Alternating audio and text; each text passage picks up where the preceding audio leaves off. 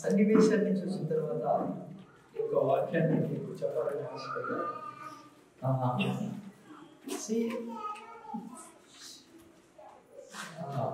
Okay, మధ్యలో చెప్తాను ఎందుకు ఈ వాక్యం చెప్పాల్సి వస్తుందో. ఓకే వినండి. మీకు నాకు ఎప్పుడు గుర్తుపెట్టుకొస్తుంది ఏమంటే, దేవుడిని తెలుసుకున్న మీరు నేను, యేసయ్య ప్రభువుగా స్వీకరించిన మీరు నేను, దేవుని యొక్క హృదయం ఎప్పుడు మన గురించి, ఆయన హృదయంలో ఉండే పిక్చర్ మీ హృదయంలో ఎప్పుడు ఉండాలంటారు. సాతాన్ యొక్క ప్రతి క్షణం ప్రయత్నం ఏమంటే, ఆ యొక్క తన హృదయంలో ఉన్న మన గురించి, తన హృదయంలో ఉన్న ఆలోచనలు మీరు నేను తెలుసుకోకుండా ఎప్పుడు దేవుడి విషయంలో కన్ఫ్యూజన్లో ఉండాలని వాడు, సాతాన్ యొక్క ప్రయత్నం మనం కన్ఫ్యూజన్లో ఉండాలని వాడు కన్ఫ్యూజన్కి జనకుడు. ఓకే, సో జాగ్రత్తగా వింటే విషయం ఏమంటే, ఈ విధంగా మిమ్మల్ని తీసుకెళ్తాను. దేవుడు ఎప్పుడు మీరు నేను అనుక్షణము వర్ధిల్లాలని కోరుకుంటాడు. మీకు ఆదివారం నేను గత 2 వారాల నుంచి చూసుకుంటున్నాం, మనిషిని తేవడంలోనే ఎట్లా తీసుకొచ్చాడు, రావడంలోనే ఎట్లంటాడు అట్లా అయిపో. దేవుడు మనిషిని తేవడంలో ఎట్లా తీసుకొచ్చాడు కదా. దేవుడి యొక్క హృదయంలో మనిషి నిరంతరము వర్ధిల్లాలా, ఫలించాలా, రాజ్యం చేయాలి. అందుకే చూడండి, దేవుడు మనిషిని సృష్టించిన తర్వాత మొదటి మాట ఏమన్నా తెలుసా, బైబిల్లో రాయబడేది నోట్ల నుంచి వచ్చిన దేవుడి నోట్ల నుంచి కదా. ఇంగ్లీష్లో గాడ్ హ్యాస్ బ్లెస్డ్ అంటారు. God blessed. ఇంగ్లీష్లో దేవుడు వారిని ఆశీర్వదించి ఏం చెప్పాడంట, ఫలించి అభివృద్ధి చెంది విస్తరించి వర్షపడుచుకుని రాజ్యం చేయండి. ఇది దేవుడి నోటి నుంచి వచ్చిన మాట. ప్రతి ఆదివారం 2 వారాలను చూసుకుంటాను. అందుకే దేవుడి మాట అనడమే కాకుండా దేవుడు ఎక్కడ తీసుకొచ్చి పెట్టాడు ఈ రాజుని? అన్నయ్య కుటుంబంలో పెట్టాడా, వెంకుటింట్లో పెట్టాడా, ఎక్కడ పెట్టాడు? ప్యారడైజ్ లో పెట్టాడు, స్వర్గంలో పెట్టాడు. భూమి మీద దేవుడు స్వర్గాన్ని సృష్టించాడు.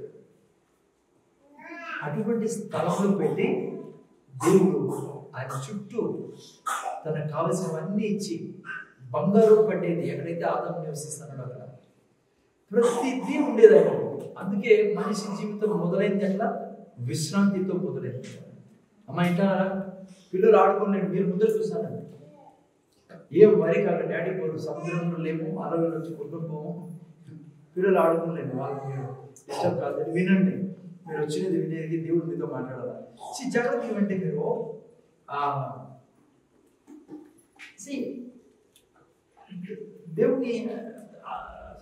దేవుడు అందుకే తీసుకుంటే అట్లా చోటు పెట్టాడు కదా. అది ఈడెన్ అంటే ప్యారడైజ్ అని అర్థం.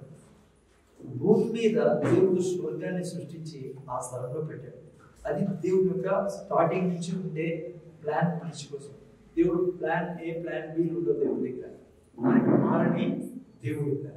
సో దేవుడు ఎల్లప్పుడూ మనిషిని సృష్టించినదే మనిషి ఫలించాలి, అభివృద్ధి చెందాలా, ఎప్పుడు ఆనందంలో ఉండాలా, సుఖంలో ఉండాలా, సంతోషంలో ఉండాలా, నిరంతరము మేలులు అనుభవిస్తుండాలా.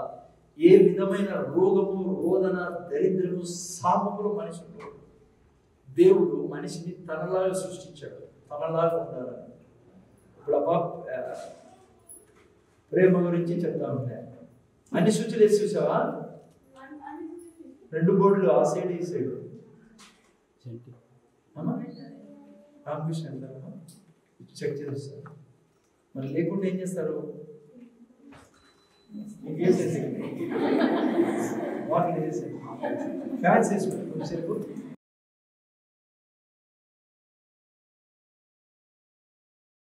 చెప్తాను సిలువ మీద ప్రేమ అంతకంటే ఎక్కువ. నేను ఇచ్చే ఎగ్జాంపుల్ కంటే కూడా, ఉదాహరణకి తెలుగుదేశానికి 165 సీట్లు వచ్చాయి నా లెక్క ప్రకారము. నాకు సరిగ్గా కౌంటింగ్ లేదమ్మా, అంతేనా? మొత్తం వాళ్ళది ఎన్డీఏకి 163, ఎన్డీఏకి ఇక్కడ స్టేట్లో 164. ఓకేనా? ఈ జనతా ఏం పార్టీ అది, వైఎస్ఆర్ పార్టీకి 11 వచ్చా 10 వచ్చా 11 అనుకుందాం. ఇప్పుడు ఇమీడియట్గా చంద్రబాబు నాయుడు టీవీ మీదకి వచ్చి మేము జగన్మోహన్ రెడ్డినే ముఖ్యమంత్రిగా చేయాలనుకుంటున్నాం, మా పార్టీ తరఫున మేము ఆయనకి సపోర్ట్ చేస్తామంటే ఎట్లుంటుంది పరిస్థితి? చేయరు అదే, కానీ దేవుడు అదే చేసిండు. అదే ఆయన ఇప్పుడు చంద్రబాబు నాయుడు ఆయన వచ్చి టీవీ ముందర వచ్చి జగన్మోహన్ రెడ్డి గారు దిగులు పడకండి, మాకు తెలుసు మీరు ఎంతో ఏదో ఒకటి, నువ్వు బాధపడకు, నిరుత్సాహపడకు, ఇంకా ఏమో ఏడ్చాడు చాలా ఉంటుంది వాళ్ళకి చాలా. నేను నా జీవితంలో ఇంతవరకు ఎప్పుడు పాలిటిక్స్ వినడము ఎప్పుడు చేయలే నేను. ఐ డోంట్ నో, నాకు తెలుసు, నేను దూరం కూడా దాంట్లోకి, నాకు తెలుసు చాలా పెద్ద ఇది అది అది మంచిది కాదు. I want to tell you, if you want to move in spirit, పరిశుద్ధాత్మలో నడవాలంటే దాని జోలికి పోద్దును. కానీ ఈసారి నేను జస్ట్ బికాస్ ఆఫ్ సెంట్రల్ గురించి నేను కూడా కొద్దిగా ఇంట్రెస్ట్ తీసుకున్నా, ఎందుకంటే అక్కడ జరిగే పరిస్థితులు సువార్త ఆగుతుంది, దేవుని పనులు ఆగుతారని నాకు ఉండేది ఒక ఆలోచన. కానీ చాలా గలీజ్, దాంట్లో పోనేవాడు, ఎందుకంటే చాలా వార్ఫేర్ జరుగుతుంది. ఆ తర్వాత మైండ్లో స్పిరిట్స్ చాలా పనిచేస్తాయి, ఈవిల్ స్పిరిట్స్ దీంట్లో దూరితే క్రైస్తవులు ముఖ్యంగా ప్రభువులో దేవునిలో బ్రతకాలని వాళ్ళు దీంట్లో పోతే వాళ్ళు చాలా చెడిపోతారు. మీలో అనాయింటింగ్ నిలబడదు, అది కూడా నేను ఓపెన్గా చెప్తాను మీకు. నేను చూశాను కూడా, దేవుడు అన్నాడు నాతో, ఎందుకు పోయినావు దాంట్లోకి నువ్వు? లేదు ప్రభా, జస్ట్ ప్రేయర్ చేయాలి కదా, అందుకని తెలుసుకోవాలా ఆలోచన. సో అందుకని నేను మళ్ళీ దాన్ని దూరం ఉన్నా. ఆ రోజు నుంచి దేవుడు నాకు చెప్పాడు, దాని గురించి పోద్దును, నీకు సంబంధం లేనిది అది. ఎస్, కొంతవరకు ఇన్ఫర్మేషన్ ప్రార్థన కోసమన్నా రాజులు ఎవరు మీకు తెలిసిందే. ఆయన అన్నాడు అనుకోండి, నీ దిగులు, నీ చింత, నీ బాధని నేను తొలగిస్తానా, ఇక నుంచి నువ్వు ముఖ్యమంత్రివి, మేము నీతో ఉండి మేము కలిసి మనం ముందుకు వెళ్దామంటే ఎట్లుంటుంది? ఇమాజిన్ చేయండి. ఎవరు చేయరు అట్లా కదా, బహుశా ఎవరు ఒప్పుకోరు. ఆయన యాడ చేస్తాడు? కానీ మీరు చూస్తే పిల్లరా, దేవుడు ఎగ్జాక్ట్లీ అదే చేశాడు. మనిషి అన్నీ కోల్పోయాడు కదా. ఆయనకన్నా 11 సీట్లు, మనకు సీటే లేదు అసలుకి, ఏంది లేని జీవితం మంది, నరకానికి సిద్ధంగా ఉంటమే. కానీ దేవుడు ఏం చేశాడు తెలుసా? తన కుమారుని ద్వారా సమస్తాన్ని జయించి ఇప్పుడు తిరిగి సింహాసనం మీద మనల్ని కూర్చోబెట్టాడు పిల్లరా. తన కుడి పార్శ్వం మీద దేవుడు కూర్చోబెట్టాడు. అది ప్రేమ అంటే, జరగంది ఈ ప్రపంచంలో ఎవరు చూపలేని ప్రేమ. సో అది మన జీవితాల్లో జరిగిండేది. మనం కోల్పోయిందంతా కూడా యేసు ప్రభు ద్వారా మనం తిరిగి అన్నీ తెచ్చుకున్నాం పిల్లరా. అంతకంటే ఎక్కువగా తెచ్చుకున్నాం మనము ఆదాం దగ్గర ఉండేదానికంటే. అర్థమవుతుందా? ఆదాంలో దేవుడు అనుక్షణం నివసించేవాడు కాదు, మనలో దేవుడు అనుక్షణం నివసిస్తా అన్నాడు. ఆదాము కంటే శ్రేష్టమైన జీవితం మీదే నాది. ఎగ్జాక్ట్లీ యేసు ప్రభు జీవితం ఏమై ఉందో ఆ జీవితాన్ని కలిగి ఉన్నాం, నిండి ఉన్నాం తనతో. ఆయన శిరస్సు మన దేహం, ఆయనలో ఉండేటివన్నీ మనలో ఉన్నాయి పిల్లరా. ప్రతి క్వాలిటీ, యేసు ప్రభులో ఉన్న ప్రతి క్వాలిటీ మనకి ఇవ్వడం జరిగింది. అదే కొత్త నిబంధన గ్రంథంలో ఉన్న గొప్ప ఆశీర్వాదం. ఆయనలో ఉన్న ప్రతిదీ మనకి ఇవ్వబడింది. అందుకే ఆయన శిరస్సు మనం దేహం అని పిలిచాడు. ఇంకా మీ చేతుల్లో పెట్టాడు, మీరు అర్థం చేసుకోండి, మీ ఇష్టం అన్నీ. అర్థమైందా? ఆయన ద్రాక్షావల్లి, మనం తీగలం. అంటే తనలో ఉన్న సమస్తము మనలో ఇప్పుడు ప్రవహిస్తుంది. మన స్పిరిట్లో ఆయన స్పిరిట్లో ఉండేది ఉంది, మన బాడీలో ఆయన బాడీలో ఉండేది ఉంది, మన మైండ్లో ఆయన మైండ్లో ఉండేది ఉంది. నీ చేతుల్లో ఉంది. దాన్ని తీసుకొని జీవిస్తావా, లేకుంటే నువ్వు అవి అర్థం చేసుకోకుండా మళ్ళా రక్షణ పొందుకొని కూడా నష్టంలో, బాధలో జీవిస్తావు అనేది నీ చేతిలో ఉంది. అందుకే సాతాను యొక్క బ్యాటిల్ మన మైండ్తో పిల్లరా. మన మైండ్ వానికి యుద్ధభూమి. మన మైండ్ని వాడు ఎప్పుడు అనుక్షణము మన మైండ్లో చూడనీడు దేవుడిని, దేవుడి విషయాల్ని చూడనీడు, దేవుని యొక్క వాక్యాన్ని చూడనీడు. మనల్ని ఎప్పుడు మనకు కనపడేదే చూపిస్తూ ఉంటాడు వాడు. మనకు వేరే వాళ్ళ ద్వారా, మా ఇంటి ముందర చూడండి, మనకు వేరే వాళ్ళ ద్వారా నిరంతరము దేవునికి సంబంధించిన విషయాలు వేస్తూ ఉంటాడు. మన మైండ్ బిజీ కావాలని. అర్థమైందా? యేసుప్రభు అదే అంటాడు కదా, ఒక ఇల్లు ఊడ్చి ఉండడం చూసి ఏం రాయబడింది, వాడు సాతాను వస్తాడంట, వచ్చి చూస్తాడు, ఈ ఇల్లు ఊడ్చబడి ఉంది, అమర్చబడి ఉంది, కానీ దాంట్లో ఏం లేదు కదా, నీట్గా ఉంది. కానీ దాంట్లో నీట్గా అయితే చేయబడింది, కానీ దేవుడు లేడు. కాబట్టి వాడు ఏం చేస్తాడంటే పోయి ఇంకా 7 దయ్యాలని తీసుకొస్తాడు. తెలుసా ఏ ఏరియా గురించి రాయబడిందో? అది మన మైండ్ గురించి రాయబడింది పిల్లరా. నా మైండ్, అదే సండే మనం నేర్చుకుంటాం. అది మా ఇంటానరా, నా మైండ్లో వాక్యం లేకుండా ఉంటే అనుక్షణము వాడు పోయి 7 దానికంటే క్రూరమైన, ముందుండే దాని జీవితం కంటే క్రూరమైనటివి మన మనసులో తెచ్చేస్తాడు. మన మనసు ఎప్పుడు మరి వాటితో బిజీ ఉంటుంది, ఆ మాటలతో. అందుకే మన మైండ్లో ఎప్పుడు కూడా దేవుని వాక్యాన్ని నివసింపజేయాలి. ఎప్పుడు వాక్యాన్ని చెప్తూ ఉండాలి. వాక్యం చెవులో పోతాడు. ఓకేనియో, నా సబ్జెక్ట్ అది కాదు. ఓకేనియో, ముందు చూడండి పిల్లరా, దేవుని యొక్క కోరిక మీరు నేను వర్ధిల్లాలి, అనుక్షణం వర్ధిల్లాలి. ఓకే, ఆయనే కాదు, ఆయన ఏమన్నాడు? ఫలించి అభివృద్ధి చెంది విస్తరించి రాజ్యం చేయమన్నాడు. ఆయనే కాదు పిల్లరా, దేవుడే మళ్ళా మనిషిగా వచ్చి కూడా ఈ భూమి మీద ఆయన నోటి నుంచి వచ్చిన మాట ఏంటి చెప్పండి? నేను జీవమిచ్చుటకు సమృద్ధిగా ఇచ్చుటకు వచ్చి ఉన్నాను నేను. ఆయన కూడా అదే మాట మాట్లాడాడు. దేవుడే మనిషిగా వచ్చి ఆయన నోట్ల నుంచి వచ్చిన మాట ఇదే, నేను వచ్చినది మీకు అభివృద్ధి ఇచ్చేదానికి, ఆరోగ్యం ఇచ్చేదానికి, ఐశ్వర్యం ఇచ్చేదానికి, నిరంతరం మీరు ఫలించేదానికి నేను వచ్చి. అందుకే యేసుప్రభు దగ్గరికి ఎవరి పైన ఫలించేవాళ్ళు పిల్లరా. వాళ్ళు దురాత్మలతో పీడించబడతా అంటే విడిపించాడు వాడు యేసుప్రభు. వారు ఫలించేవాళ్ళు వాళ్ళ జీవితంలో కదా. బైబిల్లో మీరు చూసుకుంటే పిల్లరా, బైబిల్లో మీరు చూసినట్లయితే దేవునితో ఎవరైతే కలిసి నడిచారో వారిని చూడండి. దేవుడు ఆయనతో నడిచిన వాళ్ళని ప్రతి ఒక్కరిని వర్ధిల్ల చేశాడు పిల్లరా. వాళ్ళు ఎప్పుడు ఏ కొరత లేకుండా జీవించాడు. చూసుకోండి, ఉదాహరణ అబ్రహాం చూడండి. అబ్రహాం దేవుని దగ్గరికి వచ్చినప్పుడు ఏమీ లేనివాడు. కొంత సమయానికే అక్కడ రాయబడింది 13వ అధ్యాయంలో గొప్ప ధనికుడు అని రాయబడింది పిల్లరా. రాజులు భయపడేటట్లా చేశాడు. కొంతకాలంలోనే 1000 మంది అబ్రహాం దగ్గర పనిచేసే పని మనుషులను పెట్టాడు దేవుడు. ఇస్సాకుని చూడండి, ఆ తర్వాత యాకోబుని చూడండి కదా. ఆ తర్వాత మీరు చూసి యోసేపుని, మోషే. ఆ తర్వాత మీరు వస్తే కొత్త నిబంధన గ్రంథంలోకి అదే దేవుడు మనిషిగా వచ్చిన తర్వాత కూడా ఆయన దగ్గరికి ఎవరు వచ్చినా కూడా ఏం చేసేవాడు కదా? ఫలింపజేశాడు పిల్లరా. 12 ఏళ్ళ నుంచి డాక్టర్ల చుట్టూ తిరిగేది ఒక ఆమె. ఆయన దగ్గరికి వచ్చినప్పుడు ఆమెకి ఏం చేశాడు ఆయన? ఇక నువ్వు ఆరోగ్యంతో పొమ్మని చెప్పాడు. ఆమె కంప్లీట్గా అనారోగ్యం నుంచి విడుదల. 12 ఏళ్ళ నుంచి పీడించబడేది. ఒక ఆమె 18 ఏళ్ళ నుంచి వంగిపోయి ఆకాశం ఎట్లా ఉందో చూడని స్థితిలో ఉండేది. ఆయన దగ్గరికి వచ్చినప్పుడు ఆయన ఏం చేశాడు? లేపి ఆమెను విడుదలిచ్చి ఇంక నుంచి నువ్వు సంతోషంగా ఉన్నామన్నాడు. ఒక ఊరంతా బాధపడేది ఒక ఆయన్ని తీసుకొని.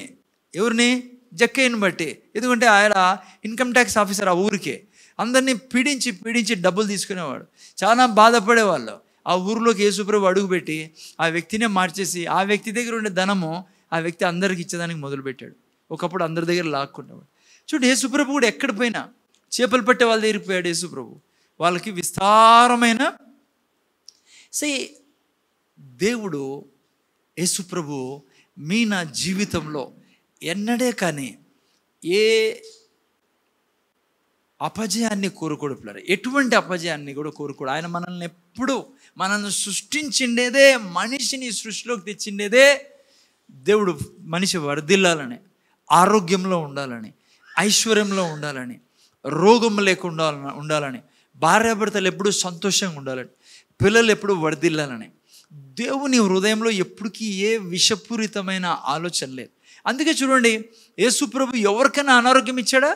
ఆయన జీవితంలో దేవుడు అంటే బహుశా మనకు చాలా ఎక్కడో ఉన్నాడు అర్థం కాకపోవచ్చు అనుకుంటాం మనం. దేవుడు మనకు సరిగా అర్థం కాకపోవచ్చు.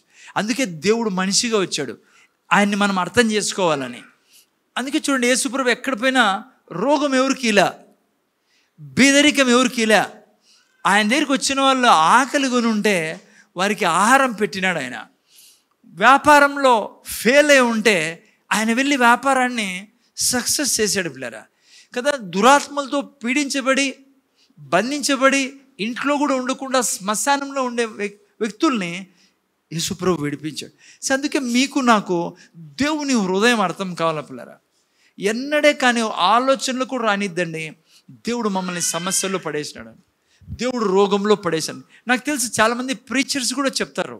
ఐ డోంట్ నో ఏ బైబిల్ చదివినారో నాకు తెలియదు, కానీ వాళ్ళు నేను చదివే బైబిల్లో నాకు తెలిసిన దేవుడు ఎవరిని రోగంలో పడేసినోడు కాదు. ఆయన ఎవ్వరికి రోగం ఇచ్చేవాడు కాదు. ఆయన మన కొరకు రోగి అయినాడని చెప్పి బైబిల్ సెలవిస్తుంది, మీరు నేను చదివే బైబిల్. ఓకే, సో అటువంటి ఈ గొప్ప దేవుణ్ణి మనం కలిగి ఉన్నాం పిల్లరా. ఎవరి హృదయంలో నిరంతరము మన యొక్క మేలులు కోరుకునే దేవుడు, ఆయన వర్ధిల్లాలను కోరుకునే దేవుడు. అయితే మరి ఎందుకు క్రైస్తవులు సమస్యల్లో ఉన్నారు? అది వచ్చే పాయింట్ ఈడ. అమ్మా ఎందుకు సమస్యలో ఉన్నారు క్రైస్తవులు?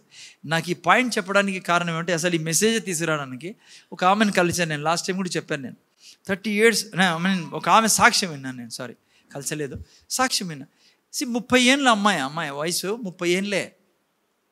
ఒక 3 ఏళ్ళ పాప, ఇంకో సంవత్సరం పాప తన సంఖ్యలో ఉంది. 30 ఏళ్ళలో భర్త చనిపోయాడు పిల్లరా. ఎందుకు మా భర్త చనిపోయాడు? తాగుబోతా? లేదు సార్, మా భర్త ఎప్పుడు తాగేది, ఎప్పుడు అలవాటే లేదు. చాలా మంచివాడు.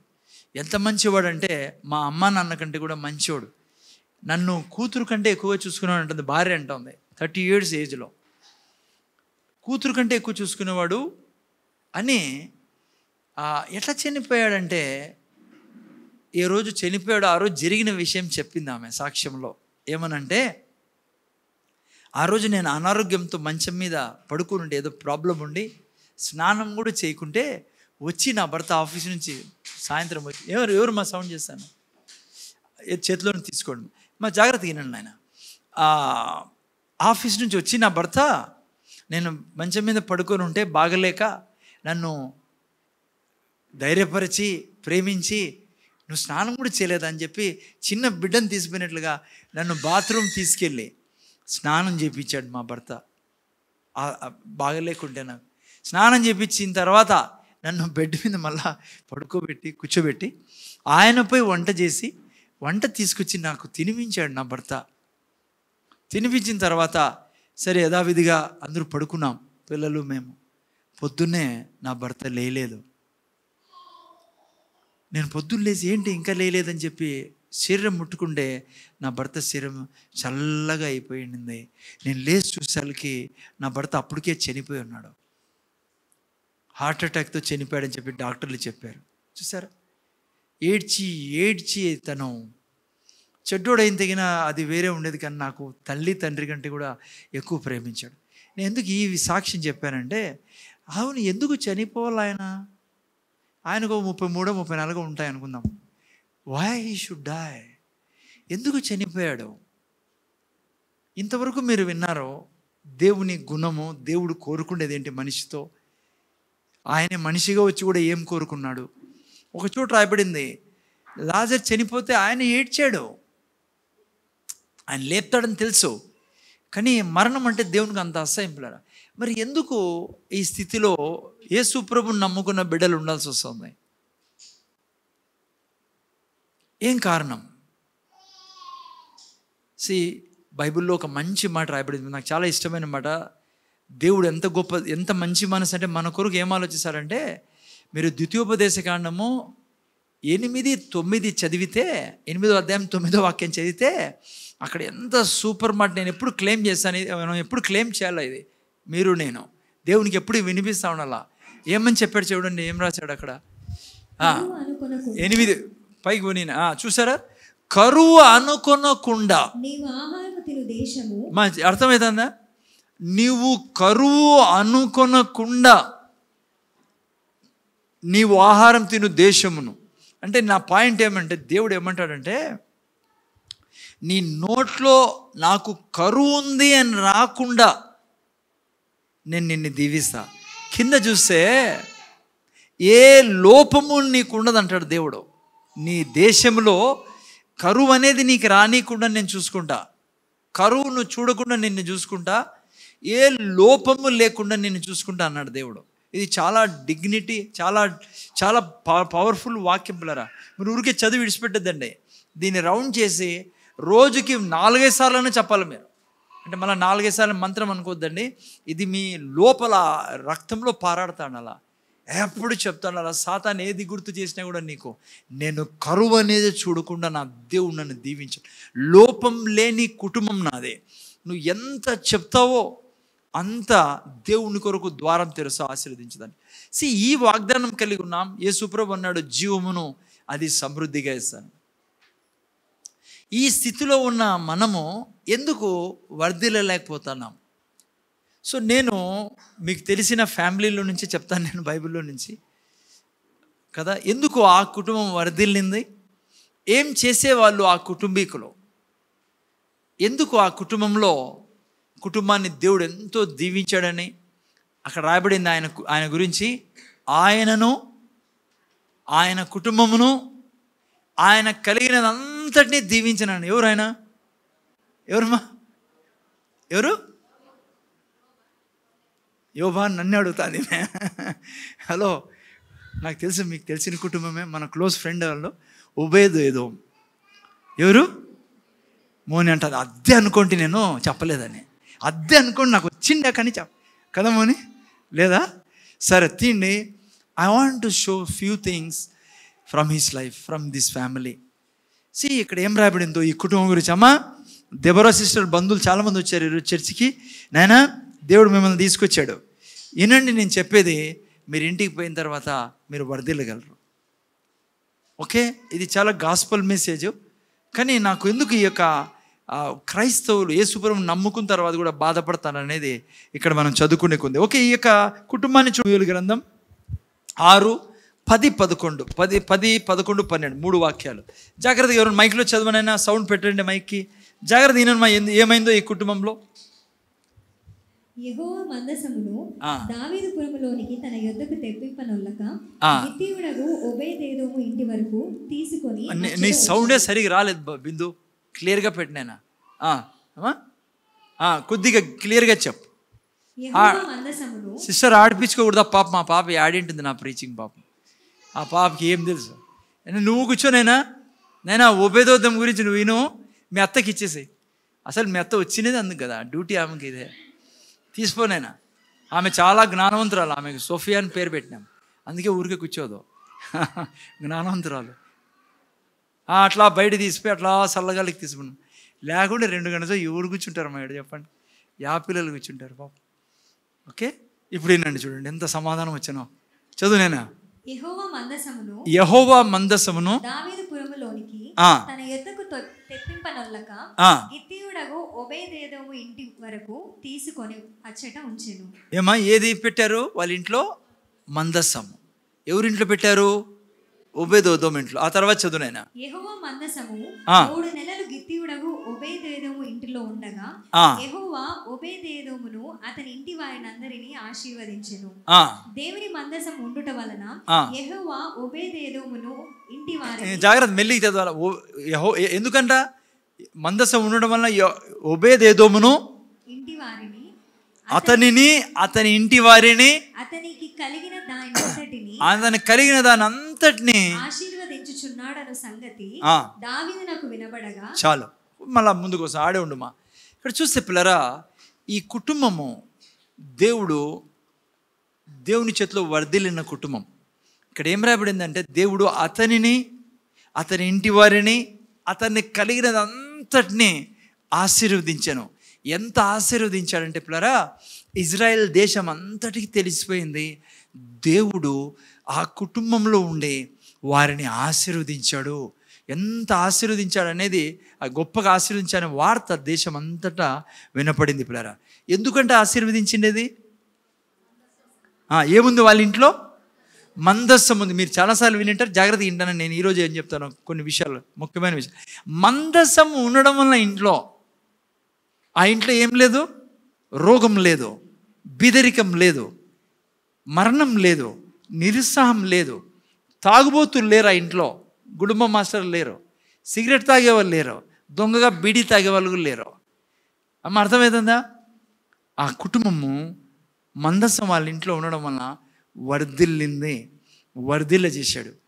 అతన్ని దీవించాడు, ఇంటి యజమానిని. ఆ ఇంట్లో ఉండే భార్య పిల్లల్ని దేవుడు దీవించాడు.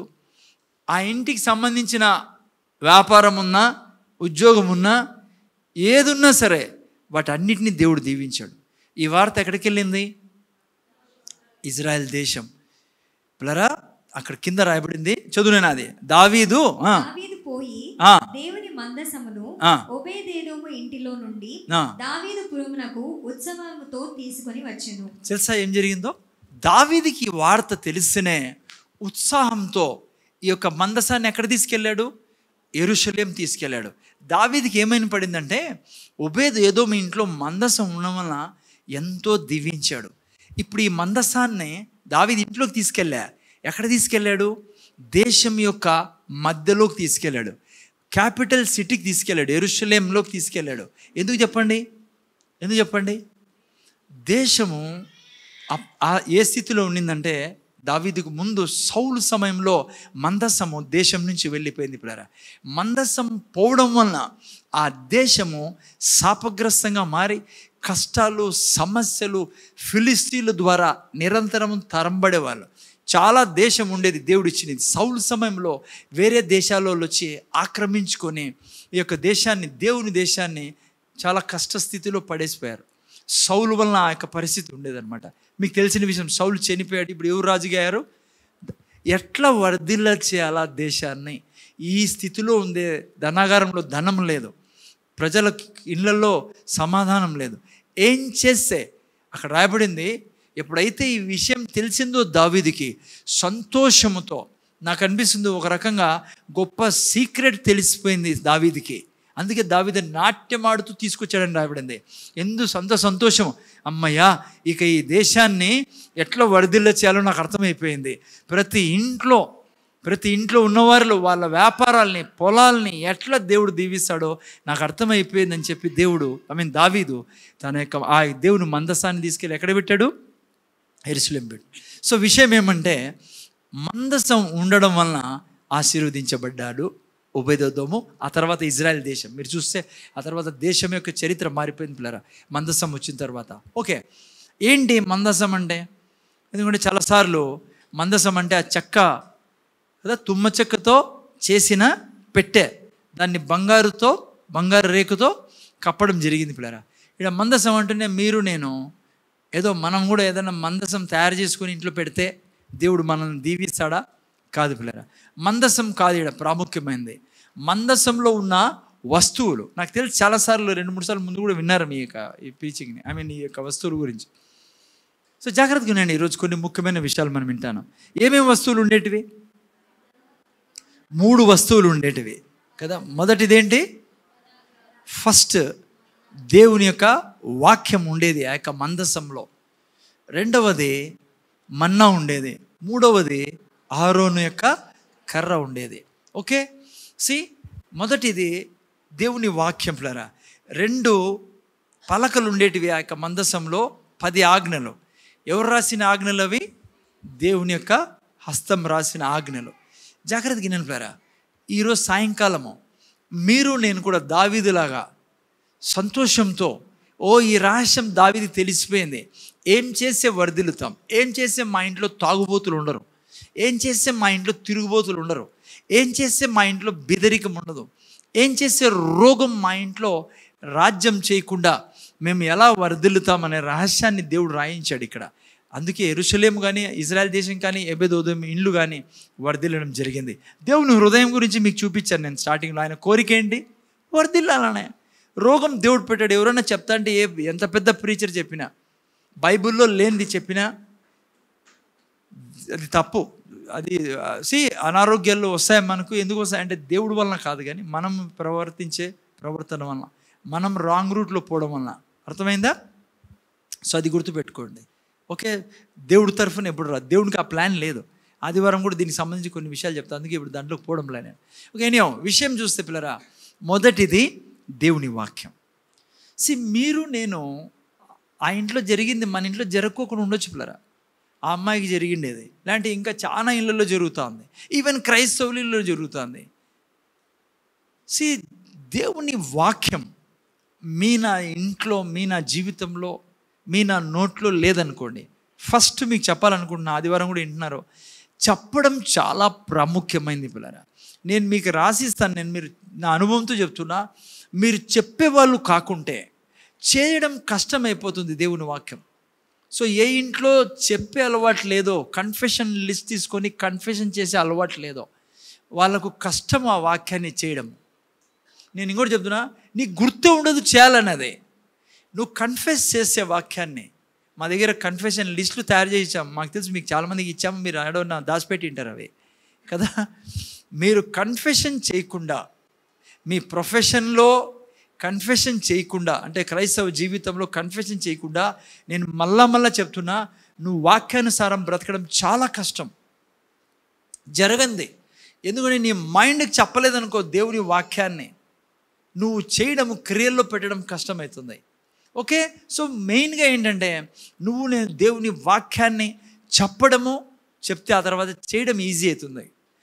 చేయడము లేకుండా ఉంటే దేవుడు వర్ధిల్లాలని కోరుకుంటున్నాడు మనల్ని, కానీ మనం వర్ధిల్లలేం. జాగ్రత్తగా వినండి.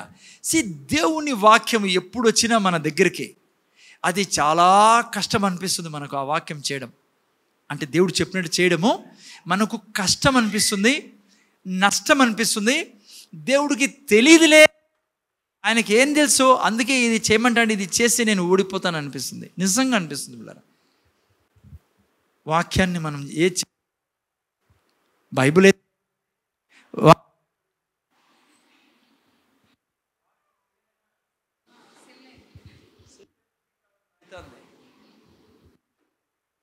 Thank you Jesus. సరిగ్గా చేయనా sound? Thank you lord. So జాగ్రత్త వింటే మీరు పిల్లరా, దేవుని వాక్యం మీ ముందుకు వచ్చినప్పుడు చాలా కష్టం అనిపిస్తుంది. బైబిల్ చెప్తాంది దేవుని వాక్యము దొరికిన వారికి జీవము దొరికినని కదా, అది వారి సర్వ శరీరానికి. కానీ మీకు తెలుసా, వాక్యం వచ్చి మన ముందర నిలబడినప్పుడు ఏదైనా సపోజ్ అబద్ధం చెప్పొద్దు అంటుంది బైబిల్, నీకు ఎంత కష్టం అనిపిస్తుంది తెలుసా? ఇంతకంటే మూర్ఖుడు ఎవరు ఉండరు, అబద్ధాలు చెప్పుకుంటూ ఎవరు ఉంటారా? బైబిల్ అంటుంది, సపోజ్ బైబిల్ అంటుంది అనుకో, తాగొద్దు అంటుంది. తాగేవాడు అనుకుంటాడు ఇంత మూర్ఖుడు ఎవరున్నా, ఎంత బాగుంటుంది తాగితే. అలాంటి ఇంకా చాలా విషయాల్లో. కానీ మీకు తెలుసా పిల్లరా, నేను ఆయన చెప్పింది చేస్తే మీ జీవితంలో ఎవడు ఆపలేడు విజయాన్ని, ఎవరు ఆపలేడు మీ జీవితంలో వర్ధిల్లే పరిస్థితిని, ఆరోగ్యాన్ని, ఐశ్వర్యాన్ని. పెద్ద ఉదాహరణ చూడండి, లూకా సువార్త 5వ అధ్యాయంలో మీరు చదివినట్లయితే అక్కడ దీనికి సంబంధించి బాగా క్లుప్తంగా రాయబడింది. చదవండి ఏం రాయబడిందో లూకా సువార్త 5వ అధ్యాయంలో. అమ్మా, చేపలు పెట్టే సమయం, మీకు బాగా తెలిసిన వాక్యం ఇది కూడా. లూకా సువార్త 5 చదవండి ఎవరన్నా మైక్లో.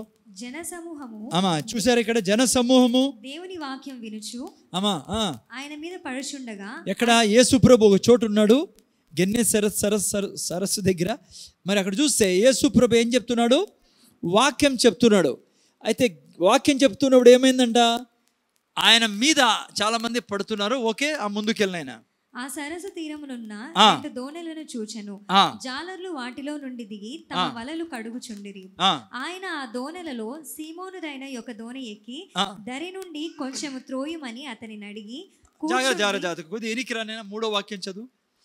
ఆయన ఆ దోణెలలో సీమోనుదైన ఒక దోణి ఎక్కి దరి నుండి కొంచెము త్రోయమని అతనిని అడిగి కూర్చుండి దోణిలో నుండి, జాగ్రత్త ఇండాల, కూర్చుండి దోణిలో నుండి జన సమూహములకు ఏం చేస్తున్నాడంట? బోధించున్నాడు. ఆ తర్వాత ఆయన బోధించుట చాలించిన తర్వాత ఏం చేశాడు? ఆ దోణిను లోపలికి నడిపించి చేపలు పట్టేటకు మీ వలలు వేయడం.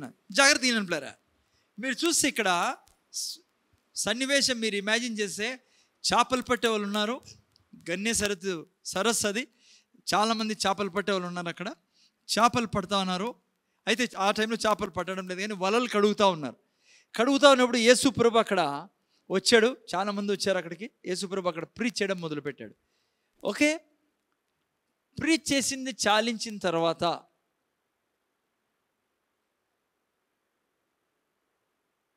యాక్చువల్లీ ఏం ప్రీచ్ చేశాడు అక్కడ? మీరు చూసినట్లయితే వెనకల వాక్యాలకు వెళ్తే, వెళ్ళకండి ఇప్పుడు, మీరు అటు నుంచి నేను అట్లే చెప్పేస్తాను. 4వ అధ్యాయంలో యేసుప్రభు యాక్చువల్గా మినిస్ట్రీలో ఎంటర్ అయ్యాడు. మీరు చదివితే లూకాస్ 4వ అధ్యాయంలో 16 నుంచి ఏం చెప్పుకుంటూ వస్తాడు యేసుప్రభు తెలుసా? వాళ్ళతో, పరిశుద్ధాత్మతో దేవుడు నన్ను అభిషేకించాడు, నేను బంధించబడిన వారిని విడిపించడానికి వచ్చాను, సుఖ జీవితం ఇచ్చేదానికి వచ్చాను, రోగుల్ని స్వస్థపరచడానికి వచ్చాను, బంధించబడినారు విడిపించడానికి వచ్చాను, మీకు ఆనందం ఇచ్చే అన్ని దేవుడు ప్రీచ్ చేస్తాడు పిల్లరా. అన్ని శుభకరమైన మాటలు, అద్భుతాలు చేస్తాడు, సామర్థ్యమైన మాటలు. సో ఈ ప్రీచింగ్ జరుగుతుంది. జాగ్రత్తగా వినండి. ఈ ప్రీచింగ్ ఎవరు వింటున్నారు? చాలామంది వింటున్నారు. ముఖ్యంగా ఈ చేపలు పట్టే వాళ్ళు వింటున్నారు పిల్లరా. వలలు బాగు చేసుకుంటా ఉన్నారు. కానీ యేసుప్రభు నోట్ల నుంచి వచ్చిన మాటలన్నీ విన్నాక, యేసుప్రభు చాలించిన తర్వాత యేసుప్రభుకు తెలుసు పరిస్థితి ఏం జరుగుతుందని. సో సీమోన్తో అన్నాడు, నువ్వు వల వేయమని.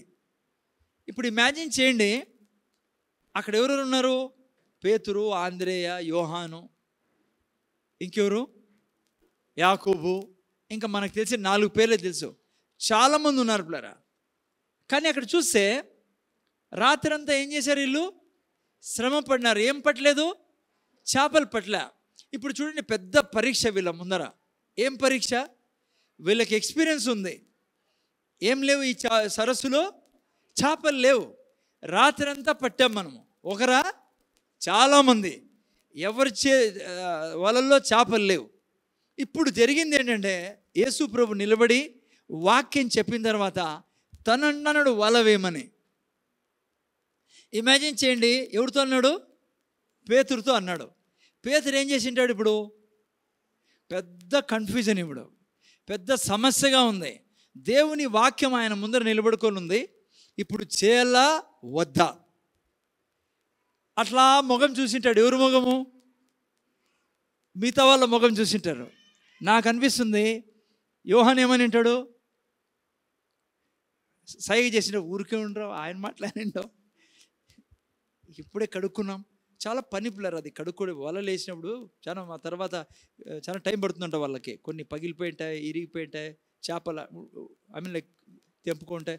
ఓకే, ఎనియో మీరు విషయం చూస్తే ఖచ్చితంగా పేతురు వీళ్ళ ముఖాలు చూసినప్పుడు వాళ్ళ సిగ్నల్ ఇచ్చింటారో వద్దులే అన్నట్లుగా. కొంతమంది ఊరికే ఉంటారు, వాళ్ళకు కూడా తెలియదు ఏం చేయాలో. ఎందుకంటే మాటలు ఏమున్నాయి ఆయన నోట్లో?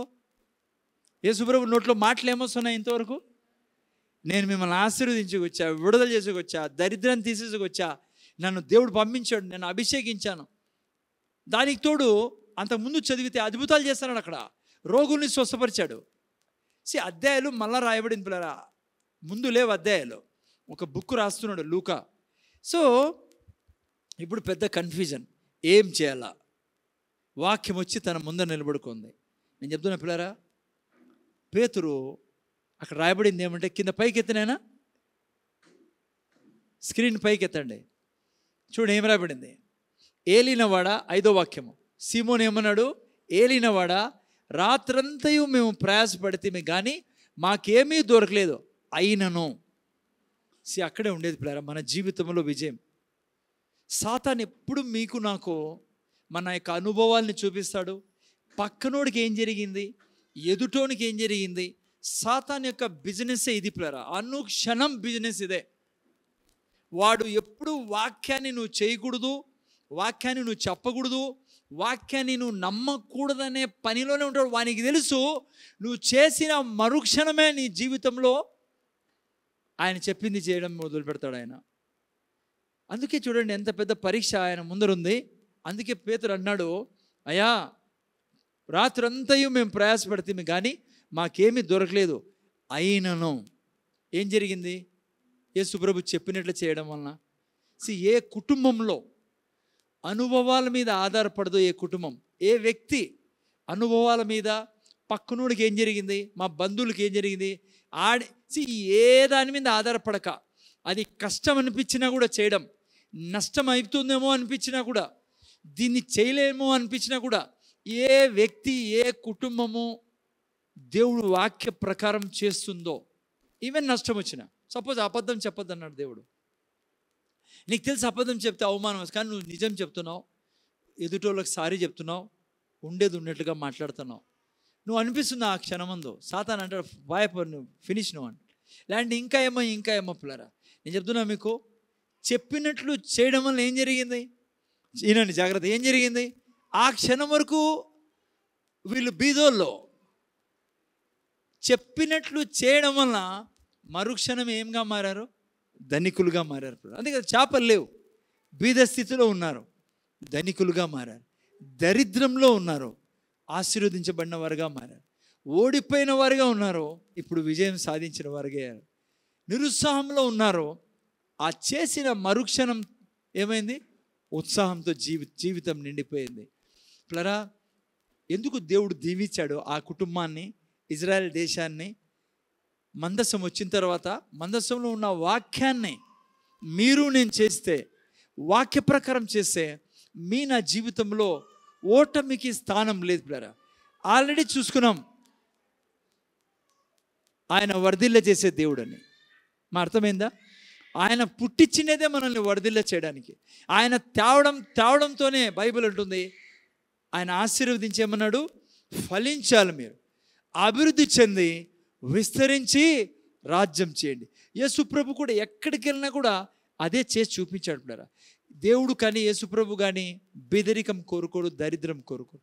కానీ సమస్య ఆడుందంటే మీరు నేను వాక్యాన్ని చేయలేదనుకో. అందుకే యోబు ఒక మంచి మాట అంటే చాలాసార్లు మీకు చదివించాను, చదవండి ఒక మంచి మాట. యోబు అనిన మాట 23:12, యోబు గ్రంథం 23:12, యోబు గ్రంథం 23:12. చూడండి యోబు యొక్క డిసిజన్ ఎంత మంచి డిసిజన్. ఇదే ఉండాలా ప్రతి కుటుంబంలో. చదువు, నేను తొందర చదువులేనా. 23:12 యోబు గ్రంథం. ఆయన పెదవుల ఆజ్ఞను చూసారా, యోబు ఏమంటాడు? ఆయన పెదవుల ఆజ్ఞను నేను విడిచి తిరగలేదు, ఆయన నోటి మాటలను నా స్వాభిప్రాయము కంటే ఎక్కువగా ఎంచితిని. చూసారా, యోబు ఏమంటాడు తెలుసా? ఆయన మాటల్ని నా అభిప్రాయం కంటే, నా సొంత అభిప్రాయాల కంటే ఎక్కువగా నేను ఎంచి తిని. అందుకే యోబు కూడా నష్టపోయాడు. కానీ ఎప్పుడైతే దేవుని వాక్యాన్ని ముందర పెట్టుకున్నాడో రెండంతల ఆశీర్వాదాన్ని యోబు తన జీవితంలో తెచ్చుకున్నాడు. పేతురు, యోబు ఎప్పుడైతే ఆయన మాట విన్నారో పిల్లరా, వారి జీవితంలో వర్ధిల్లారు. వాళ్ళు సమస్యలు వచ్చాయి, ఏ కష్టం సమస్యలు వచ్చినా నువ్వు నేను వర్ధిల్లాలంటే దేవుని వాక్యం చెప్పినట్లే చేయాలి. అందుకే కీర్తనకారుడు ఏమన్నాడు 19:10లో, నీ వాక్యము మేలిమి బంగారు కంటే కోరదగినది, దానివలన చదవండి ఎవరన్నా 19వ అధ్యాయం చదవండి, 8, 9, 10 వాక్యాలు. యెహోవా ఉపదేశములు నిర్దోషమైనవి, అవి హృదయమును సంతోషపరచును. యెహోవా ఏర్పరిచిన ధర్మము నిర్మలమైనది, అది కన్నులకు వెలుగునిచ్చును. 8, 9, 19వ అధ్యాయంలో చదువుతాను నేను. 10 చదువు. అవి బంగారము కంటేను విస్తారమైన మేలిమి బంగారు కంటేను కోరదగినది, తేనె కంటేను జుంట తేనె దారుల కంటేను మధురమైనవి. చూసారా తర్వాత, వాటి వలన నీ సేవకుడు హెచ్చరిక నొందును, వాటిని గైకొనుట వలన గొప్ప లాభము కలుగును. ఎంత లాభం పిల్లరా? గొప్ప వాక్యము గైకొనుట వలన గొప్ప లాభము. యోబు జీవితంలో మనం చూసాం. యోబు అంటాడు, నా స్వభాభిప్రాయంతో నేను ఎప్పుడు పోను, నేను దేవుని వాక్యాన్నే ముందర పెట్టుకుంటాను. చూడండి, వర్ధిల్లేదానికి వర్ధిల్లకపోవడానికి ఏంది మధ్యలో? వాక్యం పిల్లరా. దేవుడు చెప్పినట్టు చేస్తే వర్ధిల్లుతాం మనం. అందుకే బైబిల్లో ఒక చోట రాయబడింది, ఎవరైతే వాక్యానుసారంగా చేయరో వాళ్ళు కొట్టుకొని పోతారని రాయబడింది. చదివారు ఎవరన్నా? హెబ్రీయులు రాసిన పత్రిక 12:1 చదవండి. ఏం రాయబడింది? చదువు నేను ఎవరన్నా. హెబ్రీయులు రాసిన పత్రిక 2:1 కావున మనం వినిన సంగతులను, చూసారా, మనము వినిన సంగతులను విడిచిపెట్టి కొట్టుకొని పోకుండానట్లు. చూసారా, విడిచిపెడితే ఏమైందంట? వినిన సంగతులను కొట్టుకొని పోతామ్మా కదా. చాలాసార్లు మీకు చెప్పాను, సెలుగురులో చెప్పాను నేను. లోతుతో దేవుడు అంటాడు ఆ యొక్క కొండ ప్రాంతానికి పొమ్మని. లోతు ఏమన్నాడు? నేను ఆటికి పోను, ఆ ఊరికి పోతానన్నాడు. ఏమైంది లోతు జీవితం? లోతు భార్యతో అన్నాడు ఎన్నికి తిరిగి చూడొద్దని, నేను చూస్తాను అనింది. ఏమైంది? వాక్యానుసారం లేక కొట్టుకొని పోతామని రాయబడింది పిల్లరా. వాక్యానుసారం చేస్తే వర్ధిల్లుతామని రాయబడింది. చదవండి ఇంకో వాక్యం, వర్ధిల్ల వల్ల ఇంకో కుటుంబము ఏం రాయబడిందో. ఆదికాండము 22:18 చూడండి.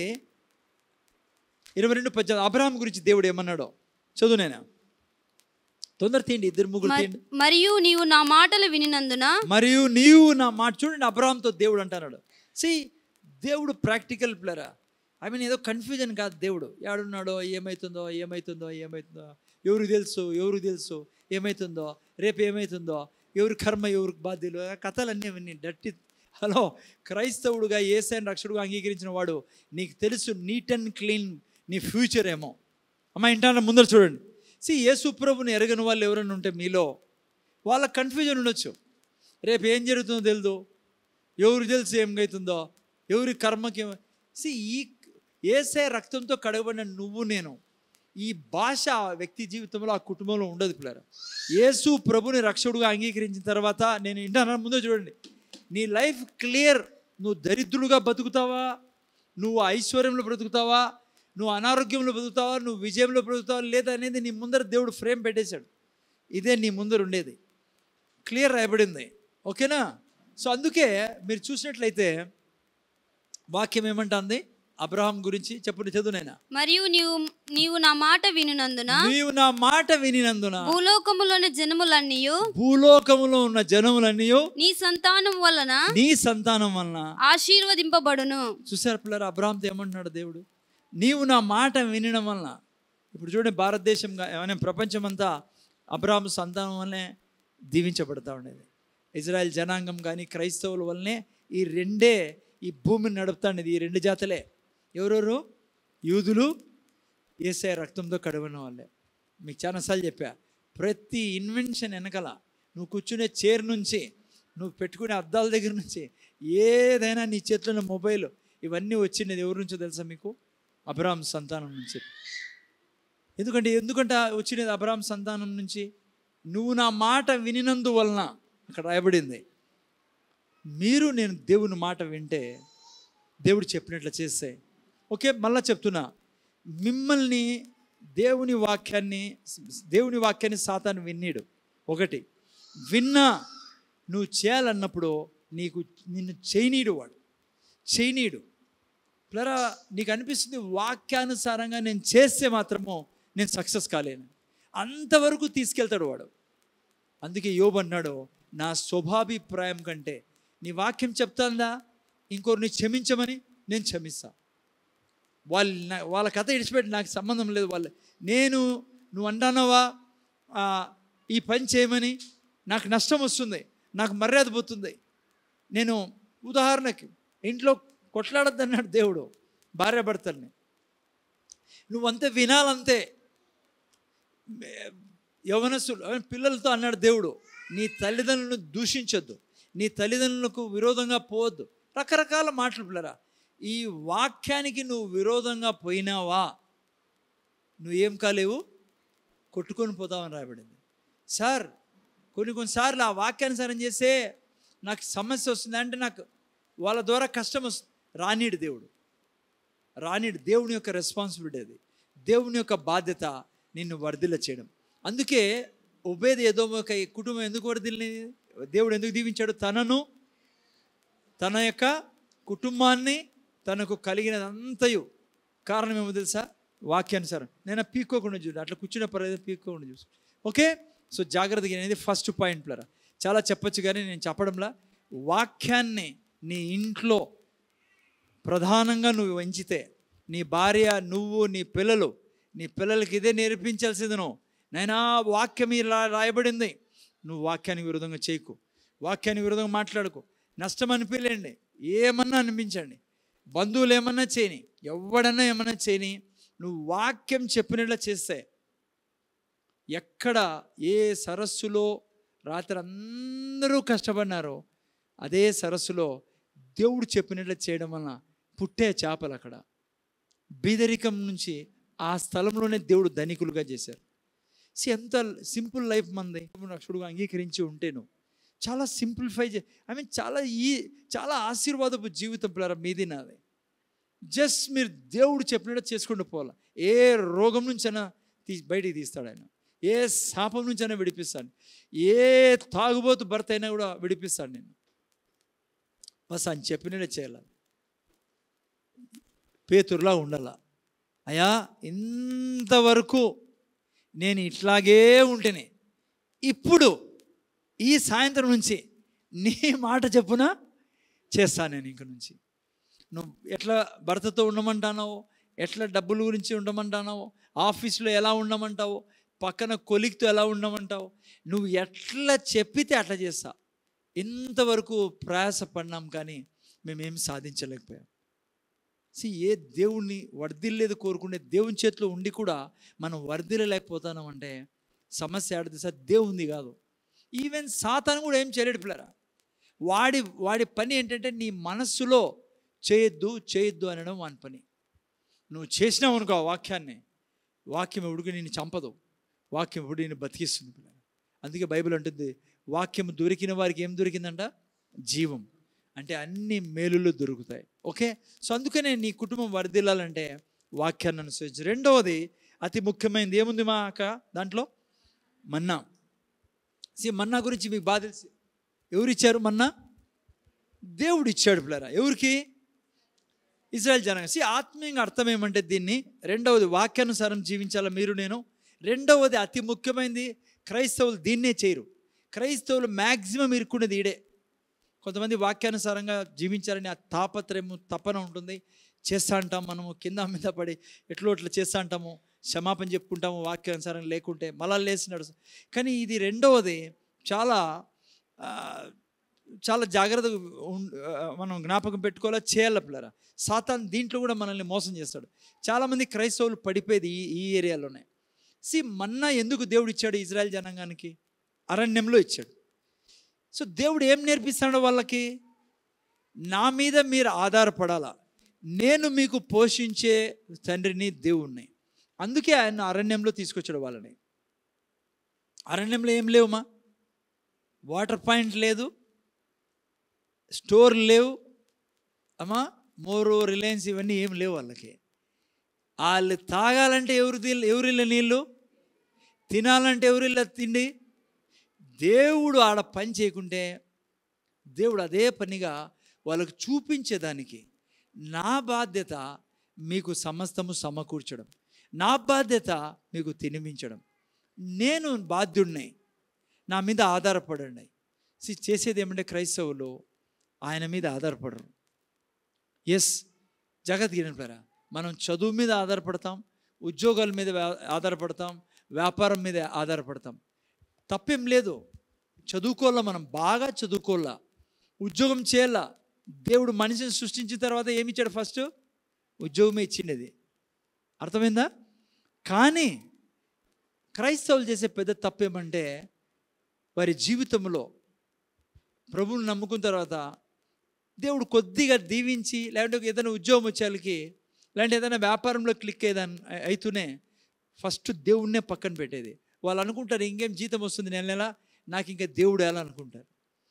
ఇంకా నేను వ్యాపారంలో బాగా దీంట్లో నేను బాగుంటానులే, నాకు ఇంకా చర్చ ఎలా, దేవుడు ఎలా. మీదే సభ్యులారా, దేవుడికి నచ్చదు అది. దేవుడు నిన్ను సృష్టించినది నువ్వు ఇష్టానుసారం బ్రతికేదానికి కాదు, నువ్వు దేవుని మీద ఆధారపడి బ్రతికేదానికి. నీకు గుర్తు పెట్టుకోవాలా. చూడండి ఏం రాయబడింది ఆ ద్వితీయోపదేశకాండం 8:17 చదవండి ఎవరన్నా. 8, 17, 18 చదవండి. ఏమంటాడు అక్కడ? మన్నా ఏదానికి గుర్తు అనుకున్నాం? దేవుని మీద ఆధారపడేదానికి. చదువునేనా 8:17. అయితే మీరు మా స్వాస్థ్యమును మా సామర్థ్యము మళ్ళా చదువునేనా నీట్గా. అయితే మీరు మా సామర్థ్యము మా బాహుబలము ఇంత భాగ్యము మాకు కలగజేసినని అనుకొందురేమో కాగా నీ దేవుడైన యెహోవాను జ్ఞాపకము చేసుకొనవలెను. ఏలయనగా ఎందుకు జ్ఞాపకం చేసుకోవాలంటే, ఏలైనగా తాను నీ పితరులతో ప్రమాణం చేసినట్లు తన నిబంధనను నేటి వలె స్థాపింపవలెనని మీరు భాగ్యం సంపాదించుకొనుటకై మీకు సామర్థ్యమును కలగజేయువాడు ఆయనే. అర్థమైందా? సింపుల్ గా ఏమర్థమని చెప్పండి అమ్మా. నీకు ఒకసారి గవర్నమెంట్ జీతం ఉందే, తనఖా నెల శాలరీ పడుతుందే, అది ఎవరి వల్ల వస్తాండేది? ఏమిచ్చాడంటే ఆయన సామర్థ్యం ఇచ్చాడు. చెప్పాను కదా నిన్న వారము. ఎంతమంది ఉన్నారమ్మా ఇన్సానిటీలో? మనస్థిమితం లేని వాళ్ళు ఎంతమంది ఉన్నారో చెప్పిన కౌంటింగ్ ఫిగరు. ఎంతమంది ఉన్నారు ప్రపంచంలో? 50 మిలియన్ల మంది ఉన్నారు. 500 లక్షల మంది ఎట్లా వాళ్ళు ఉన్నారు? మతి స్థిమితం లేని వాళ్ళు ఉన్నారు. నాకు దేవుడు ఏమి ఇచ్చాడు? మతి స్థిమితం ఇచ్చి. ఒక సింపుల్గా చెప్పాలంటే దేవుడు అంటాడు, నీకు ఒకసారి జీతము నువ్వు సంపాదించే ప్రతిదీ నా మీకు ప్రాణం పోసిండేది, నేను మీకు లేపుతాండేది, నేను మీకు ఆఫీస్ తీసుకెళ్తాను, నేను మీ బిజినెస్లో తోడు. నువ్వు నన్నే పక్కన పెట్టి నేను ఇంకా సంపాదించిన డబ్బులు వస్తానే, నేను చర్చికి రాను, ఆదివారం రాను, లేకపోతే బైబిల్ చదవని రోజు ప్రార్థన చేసుకోను, నాకు ఇంకేళ ఇవన్నీ నాకు డబ్బులు ఇచ్చేస్తాను అనుకుంటే తొందరగానే కొలాప్స్ అవుతావు, సక్సెస్ కాలేదు జీవితంలో. నీ జీవితంలో వర్ధిల్ల చేసుకోలేదు. అందుకే మన్నా పెట్టించింది దేవుడు. ఎప్పుడు కురిపించాడు మన్నా? అరణ్యంలో. ఎందుకు ఇప్పుడు మన్నా పెట్టమన్నాడు? నేనే నిన్ను పోషిస్తానని నువ్వు నేను నేర్చుకునేదానికి. ఈరోజు నువ్వే చెప్పు, వర్షం పడలేదనుకో, చాలాసార్లు చెప్పాను, 2 నెలలు వర్షం పడలేదనుకో, వాళ్ళు గవర్నమెంట్ వాళ్ళు ఇచ్చే నోట్ల కంటే తింటావా? ఎవరిస్తారు వర్షం? ఏ గవర్నమెంట్ వర్షం తేలేదు నీ దగ్గరికి, నా దగ్గర నీళ్లు తేలేదు. రైతు విత్తనాలు వేయగలడు, పంట ఇచ్చేది ఎవరిచ్చి చెప్పండి. మళ్ళీ అన్నదండి, రైతు సార్ ఇత్తనాలు సార్ లాంటి పాప వాళ్ళు సూసైడ్ చేసుకుంటారు రైతు. ఎందుకు? దేవుడి యొక్క హస్తం లేకుంటే నీ భూమి నీకు పంటేరు. దేవుడి యొక్క హస్తం లేకుంటే నీకు వర్షం లేదు.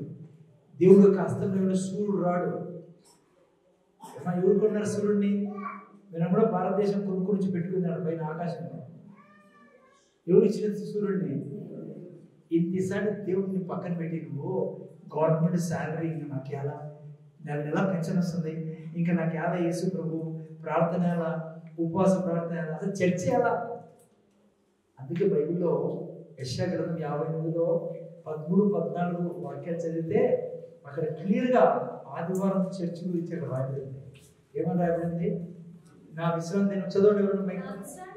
నా విశ్రాంతి దినమున చూసారా, వ్యాపారం చేయకుండా నాకు ప్రతిష్ఠితమైన దినమని నువ్వు ఊరకుండిన ఎడల విశ్రాంతి దినము మనోహరమైనదని యెహోవాకు ప్రతిష్ఠిత దినం ఆదివారం దినం. మీరు అనుకోండి సార్, ఊరికి మాకు తెలుసు కానీ శనివారం కదా, పాత నిబంధనలు అమ్మ శనివారం కదా, మన సండే అంటున్నారే. కొత్త నిబంధనలు ఏమైంది? విశ్రాంతి దినం ఏది? ఎందుకు ఆదివారం దినం చెప్పండి? ఆ పునరుత్థానమైనంత మాత్రాన విశ్రాంతి దినం ఎందుకు మారింది? ఏమి ఇచ్చిపుచ్చాడు యేసు ప్రభు? భారం మోసుకొచ్చిన సంవత్సరాలారా ఏమి ఇస్తాను మీకు? విశ్రాంతి. ఎవరు ఇచ్చారు కొత్త నిబంధనలో? యేసు ప్రభు. అందుకే ప్రభు దినం ఏంటి? విశ్రాంతి దినం మనకు ఆదివారం. ఆయన పునరుత్థానం అయిన తర్వాత ఎక్కడ రాయబడింది? ప్రకటన 1:10 రాయబడింది. ఆదివారం ఏం దినము? ప్రభు దినము, విశ్రాంతి దినం. కొత్త నిబంధనలో ఆదివారం దినమే మనం అందుకే కూడుకునేది. ఆ ఆదివారం దినమున దేవుడు అంటాడు, నా దినం అది, నా కొరకు ప్రతిష్ఠించబడిన దినం. మీరే చెప్పండి, చర్చికే రారు ఆదివారం కూడా, వేరే దినాలు రావాలి. మనము ఉదాహరణకి రామనుకోండి, చర్చికే రాము, బైబిల్ చదవము, ప్రార్థన చేసుకో అనుకుందాం ఒక నిమిషం. ఇంకా నీకు దేవుడితో ఎక్కడ రిలేషన్ ఉంది? ఎలా దేవుడు నీతో మాట్లాడతాడు? నువ్వు ఎలా దేవుడితో మాట్లాడతావు? సాధారణ నేను బిర్యానీ మీద తినేసాడు, నువ్వు ఆదివారం ఎందుకు రమ్మంటాడు దేవుడు అంటే నీతో మాట్లాడేకి. విశ్రాంతి దినమని ఏం చేసేవాళ్ళు పాత నిబంధనలు చెప్పండి? యాజకులు నిలబడి ధర్మశాస్త్రాన్ని తీసి బోధించేవాళ్ళు. ఇప్పుడు కొత్త నిబంధనలో మనం ఏం చేస్తున్నాం? ధర్మశాస్త్రం దేవుడి వాక్యాన్ని తీసుకుని బోధిస్తున్నాం, దేవుడు మాట్లాడేస్తామని. నువ్వు అన్నావు అనుకో, నేను రాను సండే అని, ఏం చెప్పాడు? మనం చదువునైనా ఆ తర్వాత ఏమంటాడు?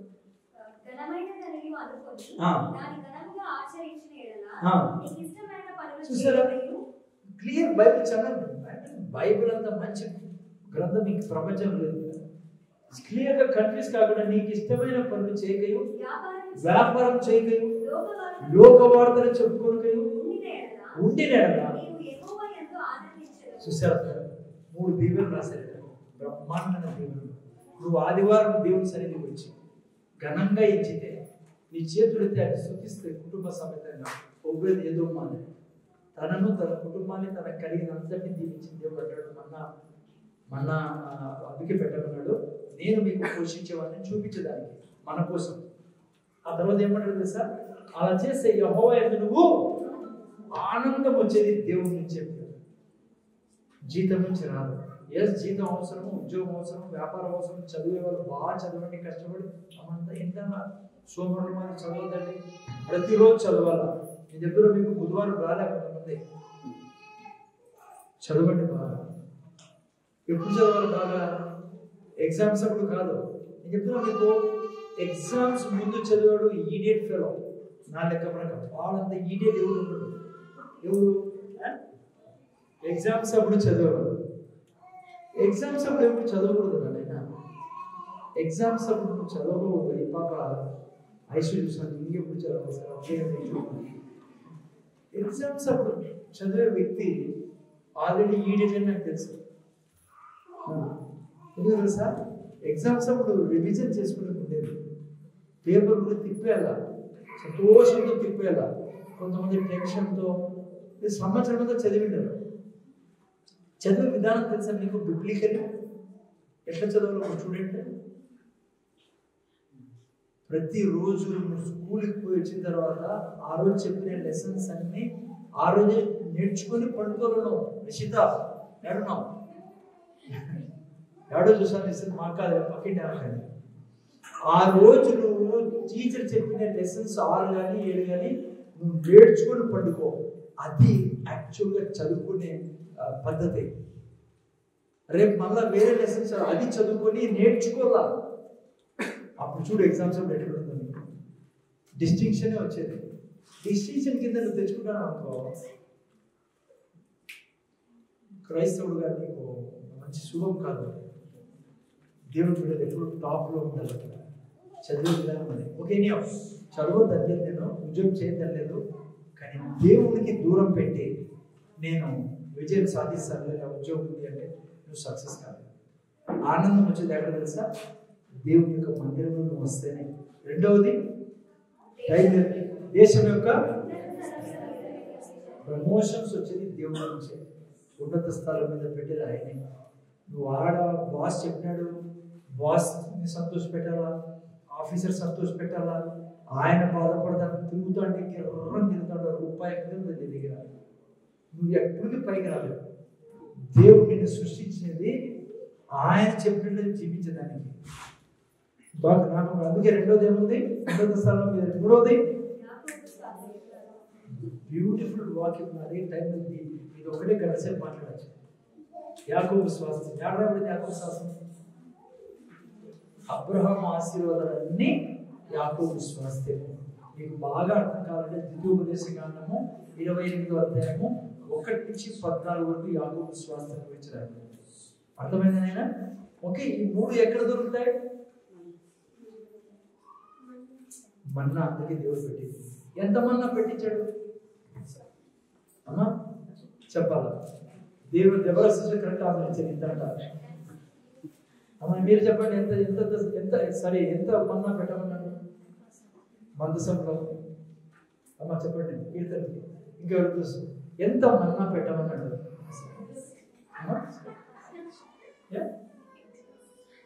మధుసి చెప్పండి. చెప్పాలి వేసేది కూడా సిస్టర్ అప్పుడు చెప్పేసారు. ఇంత ఎంతమా? దశభాగం. చూసారు దేవుడు ఏదైనా లింక్ పెట్టాడు. మన్నా అంటే తెలుసా మీకు? దశభాగం. చదవండి ఎక్సోడస్ నిర్గమకాండం చదవండి. నిర్గమకాండం 16 ఉంటాయి. నరేం చదివితే మీరు మళ్ళీ ఇంటికి చదువుకోండి. 16:36 చదవండి. ఏం రాబడి మైక్రో ఓమేరు అనగా ఏపాలో దశభాగం పెట్టమన్నాడు. ఏపా అంటే ఏంటి? ఓకే, ఓమేరు అంటే ఓకే. ఏపా అంటే ఒక వ్యక్తి సంపాదన. జాగ్రత్త ముందర చూడండి. ఒక మెజర్ అంటే ఒక వ్యక్తి యొక్క మనకు ఇప్పుడు లేటెస్ట్ నేను చెప్పేది లేటెస్ట్గా నీ శాలరీ. ఏపా అంటే సిస్టర్ నేపా కూడా వచ్చాయి. ఏపా అంటే నీ యొక్క శాలరీ ఈ శాలరీలో, నీ యొక్క సంపాదనలో, దేవుడు ఇచ్చిన మన్నాలో ఎంత పెట్టమన్నాడు దేవుడు? దశభాగం. దేవుడు ఏమంటాడు తెలుసా? ఓబేదేదోములాగా నీ కుటుంబాన్ని దీవించాలంటే నీ టైప్ ఎక్కడున్నాడో దేవుడు మందిరంలో ఉండాలి. అందుకే దేవుడు అక్కడేమన్నాడు? నా మందిరంలో ఆహారం ఉన్నట్టు నీ దశభాగం ఆదాయం నుంచి మొదలైంది. చూడండి, టైప్ ఇస్తానరా? అందుకే మన్నాను పెట్టిండే. నువ్వు టైప్ ఎవరు ఇస్తారో తెలుసా? టైప్ ఎవరు ఇస్తారు చెప్పండి? టైప్ ఇస్తాడు ఏం చేయమన్నాడు? బైబిల్ చదువుకున్నాం. నీవే నాకు ఆధారం, నీ వల్లే జీతం వచ్చింది, నీ వల్లే సంపాదన, అందుకు కృతజ్ఞతగా ఈ యొక్క దశభాగాన్ని ఇస్తాను. చూసారా? మన్నా అంటే టైప్. ఓమేరు అంటే దశమ భాగం. ఏ దాంట్లో నుంచి? ఓపాల నుంచి, అంటే నీ సంపాదనల నుంచి. సరే, కొండంత పెట్టమని లేక దశభాగం పెట్టమని. అందుకే టైప్కి మిస్ చేయకండి. టైప్కి నువ్వు దేవుడే నా ఆధారమైన దానికి చాలా సంబంధం ఉంది. నువ్వు టైప్ ఇస్తాను చర్చలో అంటే నా ఆధారం నువ్వు కాబట్టి ఇస్తాను. చెప్తున్నప్పుడు మీరు చాలా మంది హీరో, నాకు తెలిసి ఎందుకు హీరో? ఎందుకంటే కష్టం. కొంతమంది పాపం బేదాలు పని చేసుకుని ఇలాంటి చిన్న చిన్న సమయం నీ ఎదుర బిడ్డ, నీ దేవుడు వర్ధిల్ల చేసే దేవుడు నీకు. పేతురులా నీకు అనిపించచ్చు, రాత్రంతా కష్టపడినా మా అప్పు తీరలేదు సార్, రాత్రంతా కష్టపడినా నా పిల్లలకు పెళ్ళి ఎలా చేయాలో నాకు అర్థం కావట్లేదు సార్, మేము అందరూ కష్టపడతాను కూడా డబ్బు మిగలడం లేదు సార్. తీసుకురాబట్టాడు టైం వేస్తున్నాడు. నీ దేవుడు సజీవుడు. అంటాడు టైప్ పేతురులో నువ్వు అన్నావు అనుకో, నీ మాట చెప్పున చేస్తానని నీ ఇంట్లో దరిద్రం కొట్టేశాడు దేవుడు. సాధారణ అక్కడే ఎదిగించుకునేది. మీరు అనుకున్నారు కూర్చున్న వాళ్ళందరూ నేను అడుగుతాను, నేను నాతో కూడా ఇంట్లో నా కష్టం రాలేదు ఆర్థికంగా. ఖచ్చితంగా క్రైస్తవుడుగా నీకు వస్తుంది కష్టం. అప్పుడే దేవుడు అంటే నువ్వు ఏం చేస్తావు? బ్యాక్ స్టోరీ చూస్తావా? రాత్రి అంతా కష్టపడినాను, లేకపోతే నా దేవుడు చెప్తాను కాబట్టి నా కష్టాలు జీతాలు ఏమన్నా కానీ నీ మాట చెప్తాను. చూడు ఎంత లింక్ ఉందో నీ టైప్కి మన్నాకి. బైబిల్లో రాకపోయింది కదా, ఉమేరు అనగా దశమ భాగం. నీకు ఇచ్చిన లాభం నుంచి అంతే పెట్టక్కడ. నువ్వు ఎప్పుడు మన్నాన్ని గుర్తు చేసుకున్నావు, నీ టైప్ని గుర్తు చేసుకోవాలి. అట్లా దీవించబడ్డాడు ఓబేదెదోము. సైతాన్ అంటాడు ఈతో వాడు నిన్ను భయపెడతాడు. కానీ ఇష్టపడతాడు, ఎందుకంటే దేవుని ఆజ్ఞని కాదని. పేతురుగా రాత్రి అంతా శ్రమ పడతావు, ఏముండదు నీకు, ఉన్నట్టుగా ఉంటుంది నీ దగ్గర డబ్బు ఒకరోజు ఉంటుంది. ఓకేనా? మూడోది లేట్ చేయకుండా, మూడోది ఏముందమ్మా? ఆహారోజు కర్ర. ఎందుకు పెట్టమని చెప్పండి? ఆహారం కర్ర ఏం లింక్? మా మందసంలో ఈ మూడెందుకు ఉండాలా? వాక్యం అంటే ఓకే, పోతే మన్నా కూడా ఓకే, కర్ర ఎందుకు పెట్టాలా? ఇదే మూడో వీక్నెస్ క్రైస్తవుల్లో. అమ్మా, ఈ ఇజ్రాయెల్ జనాంగం ఎట్లా వాళ్ళంటే టైప్ ఇచ్చి ఇచ్చబడేవారు కాదు. మూడోది వధువులను బలైనత, దైవజనుడి మాట వినేవాళ్ళే కాదు. మోషేని ఆరోన్ని నీళ్లు దాపించేవాళ్ళు మొత్తం ఒక రూపంతో కలిసి. మోషే అన్నాడు సంపేనండి, చచ్చిపోతాను నేను కన్నానా ఇదని నా మీద పెట్టాను అంటాడు దేవుడు. ఫ్రస్ట్రేట్ అయిపోయేవారు. ఐ మీన్ వీళ్ళు ఎంత ఇబ్బంది పెట్టేవారు. నేను చెప్తున్నా బిడ్డ, ముగిస్తాను టైం వద్దు వేస్తాను. నేను చేతులు జోడించి ఒక మాట చెప్తా. పాస్టర్ చెప్పడం లేదు, నేను తప్పు చేశాను ఒకప్పుడు. కొత్తలో దేవుడి గురించి సరిగా తెలియనప్పుడు, ఇట్లా వాక్యం విననప్పుడు మేము మాట్లాడుకున్నాము మా ఇంట్లో పాస్టర్ల గురించి. మా వినండి ఆయన లాస్ట్లో ఒకే మాట చెప్తారు, ఎన్నడే కానీ ఏ దైవజనుడి గురించి కూడా చెడ్డగా చెప్పకండి. ముఖ్యంగా నువ్వు ఏ పాస్టర్ అండర్లో ఉన్నావు, పెళ్లి చేసుకుని ఏ పాస్టర్ ఉండవచ్చు, లేదంటే ఎక్కడైనా ఏదైనా సరే ఎక్కడున్నా, నేను ఏ చర్చి పాస్టర్ అంటున్నా, ఎప్పుడే కానీ వెనకల ఏ చెడ్డ మాట్లాడకండి దైవజనుడి గురించి. చేతులు జోడించి చెప్తాను. చాలా నష్టం తెచ్చుకుంటాం మనం. సాతాను మూడో దాంట్లో వానికి తెలుసు బాగా, పాస్టర్ గురించి బ్యాడ్గా చెప్పించేస్తే, అందరు హృదయాలు వేస్తే, ఆయన పుల్పిట్ మీద నిలబడి ఏం ప్రీచ్ చేసినా ఎదుటోడు పట్టుకోదాన్ని తీసుకోలేరు. నా గురించి బ్యాడ్గా మీకు అంతా మైండ్లో ఉందనుకో, నేను ఎంత మంచి ప్రీచింగ్ ఇప్పుడు చెప్పినా మీరు తీసుకోలేరు దాన్ని. అదే సాతాను యొక్క కోరిక. నేను చెప్పేది మీరు తీసుకోలేదనుకో, మీ జీవితంలో ఫలించవు. అందుకే వాడు ఏం చేశాడంటే, చర్చిలో ఎవరినో నేను నిలబెడతాడు, వాడి క్యాండిడేట్లు ఉంటారు. వాడు ఏం చేశాడంటే, వాడు దయ్యాల చేతిలో ఉంటాడు. వాడు ఎప్పుడు పాస్టర్ గురించే బ్యాడ్గా మాట్లాడుతూ ఉంటాడు. అందుకే ఎవరైనా అట్లా మాట్లాడే వాళ్ళ చేతిలో పడకండి. కారణం ఏమంటే, నష్టపోయేది నేను కాదు, నువ్వు ఇక్కడ నేను ఏం చెప్పినా నీకు అర్థం కాదు. అందుకే సివియర్ పనిష్మెంట్ ఇచ్చాడు దేవుడు మిరియాముకి. పంగపోయాడు మోసే, అయ్యా అట్లా చేయి వద్దయ్యా, మీకు తెలీదు, వారం రోజులు కుష్ఠవ్యాధితో ఆమె ఆడ ఉండాల్సిందే. మర్యాద పోయింది మిరియాము. నిద్ర ఈరోజు కూడా ఈ మూడో బలాన్ని ఎప్పుడు తెచ్చుకోకండి. నేను అందుకే ముందే చెప్పాను, నాకు తెలియనప్పుడు నేను కూడా మాట్లాడుతున్నాను పాస్టర్స్ గురించి, మా పాస్టర్ గురించి ఏళ్ళ క్రితం మాట చెప్తున్నాను. కానీ ఏ రోజు నాకు అర్థమైందో మీకు అసలు చిన్న సాయం ఎక్కడైతుందా కొన్ని అయినా పర్లేదు.